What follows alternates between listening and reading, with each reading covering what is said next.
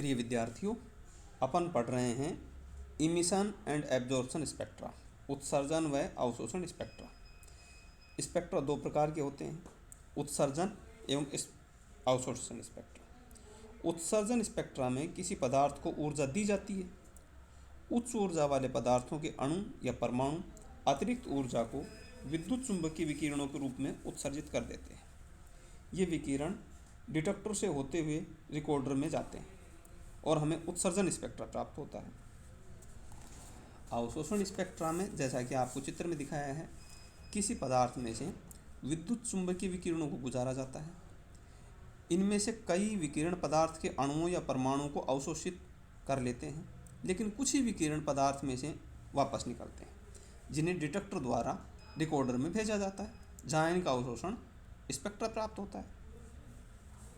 ये उत्सर्जन अथवा अवशोषण स्पेक्ट्रम पुनः दो प्रकार के होते हैं, क्रमशः सतत और असतत, यानी कंटिन्यूअस और डिसकंटिन्यूअस। पहले अपन बात करेंगे सतत स्पेक्ट्रा की। इस स्पेक्ट्रम को सतत स्पेक्ट्रम कहते हैं, जो लगातार होता है, जिसमें कोई सीमा विभाजन नहीं होता। दृश्य पदार्थ को प्रिज्म में से गुजारने पर जो स्पेक्ट्रम प्राप्त होता है वह इस प्रकार का सतत स्पेक्ट्रम होता है। इन स्पेक्ट्रों में सातों रंग, कौन से? विबग्योर, VIBGYOR, या बैनी आहैपी नाला, एक दूसरे से इस प्रकार से वितरित होते हैं कि उन्हें ये जानना संभव नहीं होता कि कहाँ नीला रंग समाप्त हुआ और कहाँ हरा शुरू हुआ, और कहाँ नारंगी रंग समाप्त हुआ और लाल रंग शुरू हुआ।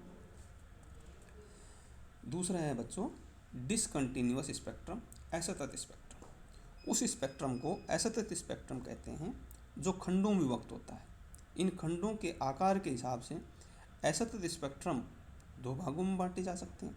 पहला है रेखीय अथवा परमाणुवीय स्पेक्ट्रम, लाइन और एटॉमिक स्पेक्ट्रम। इस प्रकार के स्पेक्ट्रम में अलग अलग तरंगदैर्घ्य व संख्या से संबंध कई रेखाएं होती हैं। इस प्रकार के स्पेक्ट्रम गैस अथवा वाष्प अवस्था में पदार्थों के परमाणु द्वारा प्राप्त होते हैं, अतः इन्हें परमाणुवीय स्पेक्ट्रा या एटॉमिक स्पेक्ट्रा भी कहते हैं।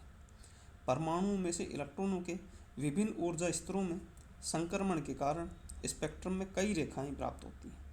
प्रत्येक तत्व का एक अभिलाक्षणिक स्पेक्ट्रम होता है। रैखिक स्पेक्ट्रम यदि उत्सर्जन प्रकार का हो तो काली सतह पर चमकीली रेखाएं प्राप्त होती हैं, और यदि अवशोषण प्रकार का रैखिक स्पेक्ट्रम हो तो चमकीली सतह पर बच्चों काली रेखाएं प्राप्त होती हैं। दूसरा है बैंड या आणविक स्पेक्ट्रम। इस प्रकार का जो स्पेक्ट्रम होता है वो स्पेक्ट्रम पट्टियों या बैंड्स के समूह के रूप में प्राप्त होता है। ये स्पेक्ट्रम पदार्थ के द्रव अथवा विलयन अवस्था में प्राप्त होता है, जिनमें पदार्थ आणविक अवस्था में होते हैं।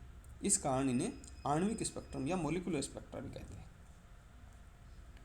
बैंड या आणविक स्पेक्ट्रा की उत्पत्ति अणुओं द्वारा ऊर्जा के अवशोषण या उत्सर्जन से आणविक स्पेक्ट्रा की प्राप्ति होती है। अणुओं के घूर्णन, कंपन एवं उनके आणविक कक्षकों में विद्यमान इलेक्ट्रॉनों के संक्रमण के कारण अणु ऊर्जा का अवशोषण करते हैं, जिससे आणविक स्पेक्ट्रा की उत्पत्ति होती है। भिन्न भिन्न ऊर्जा के विद्युत चुंबकीय स्पेक्ट्रम से अणुओं में भिन्न भिन्न प्रकार के प्रक्रम संपन्न होते हैं। इनके आधार पर आणविक स्पेक्ट्रा को पुनः तीन भागों में बांटा जा सकता है। पहला है घूर्णन स्पेक्ट्रा, रोटेशनल स्पेक्ट्रा। निम्न ऊर्जा व उच्च तरंगदैर्घ्य वाले सुदूर अवरक्त इंफ्रारेड अथवा सूक्ष्म तरंगों माइक्रोवेव के अवशोषण से अणुओं में घूर्णन संपन्न होते हैं, अतः इससे प्राप्त स्पेक्ट्रम को घूर्णन स्पेक्ट्रम कहते हैं। और इस प्रकार की स्पेक्ट्रोस्कोपी को घूर्णन स्पेक्ट्रोस्कोपी या सूक्ष्म तरंग स्पेक्ट्रोस्कोपी, माइक्रोवेव स्पेक्ट्रोस्कोपी कहते हैं। दूसरा है बच्चों कंपन घूर्णन स्पेक्ट्रम, वाइब्रेशनल रोटेशनल स्पेक्ट्रम। अवरक्त क्षेत्र में कुछ उच्च ऊर्जा वाले विकिरणों के अवशोषण से अणुओं के घूर्णन के साथ साथ कंपन भी संपन्न होते हैं, अतः इनसे प्राप्त स्पेक्ट्रम को कंपन घूर्णन, वाइब्रेशनल रोटेशनल स्पेक्ट्रम अथवा इंफ्रारेड स्पेक्ट्रम, अवरक्त स्पेक्ट्रम कहते हैं। तीसरा है बच्चों इलेक्ट्रॉनिक स्पेक्ट्रम। जब पदार्थों में से अवरक्त से भी उच्च ऊर्जा वाले दृश्य एवं पराबैंगनी विकिरणों को गुजारा जाता है तो उच्च ऊर्जा के अवशोषण से अणुओं में इलेक्ट्रॉनिक संक्रमण इलेक्ट्रॉनिक ट्रांजिशन संपन्न होते हैं।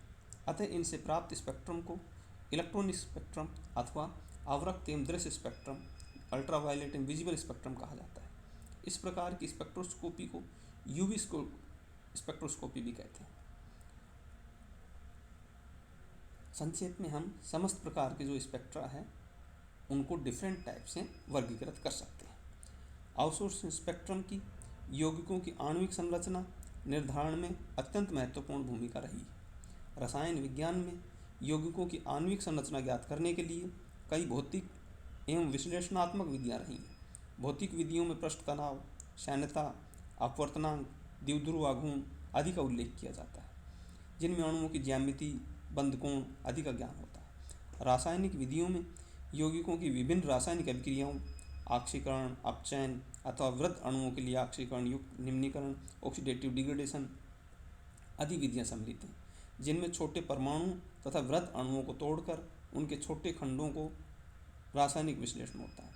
वर्तमान में स्पेक्ट्रोस्कोपी के ज्ञान से रसायन जगत में एक क्रांतिकारी परिवर्तन आया है और अब पुरानी विधियों की तुलना में अणुओं की संरचना को ज्ञात करना काफ़ी सरल हो गया है।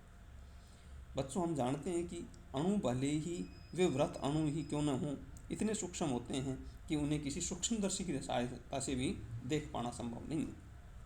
लेकिन स्पेक्ट्रोस्कोपी एक ऐसी टेक्निक है जिससे इन अणुओं की संरचना के बारे में इतनी शीघ्र और इतनी ठोस जानकारी मिल जाती है कि लगता है कि जैसे विभिन्न कोणों से खींची गई अणुओं की तस्वीर को हमारे सामने रख दिया हो।